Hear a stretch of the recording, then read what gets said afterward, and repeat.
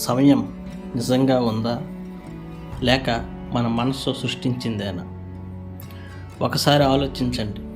గతం, వర్తమానం, భవిష్యత్తు ఇవి నిజంగా ఉన్నాయా, లేక మన మెదడు సృష్టించిన ఒక భ్రమేనా?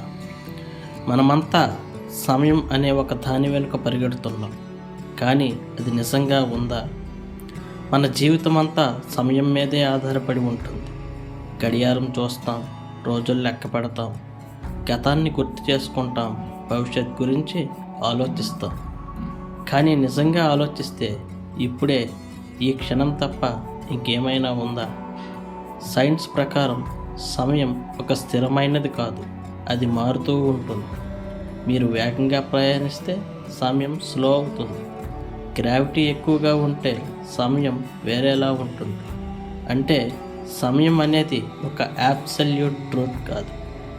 ఆధ్యాత్మికంగా చూస్తే గతం అంటే జ్ఞాపకం, భవిష్యత్ అంటే ఊహ. ఈ రెండు కూడా మనస్సులోనే ఉంటాయి. నిజంగా ఉన్నది ఒక్కటే, ఈ క్షణం, ఇప్పుడే. మీరు పూర్తిగా ఈ క్షణంలోనే ఉంటే సమయం అనిపించదు, ఆలోచనలు తగ్గిపోతాయి, ఒక శాంతి అనుభవం వస్తుంది. అందుకే చాలామంది గురువులు చెప్తుంటారు, ప్రస్తుతంలోనే జీవించు అని. అయితే సమయం నిజమా, లేక మనస్సు సృష్టించిన ఒక భావనేనా?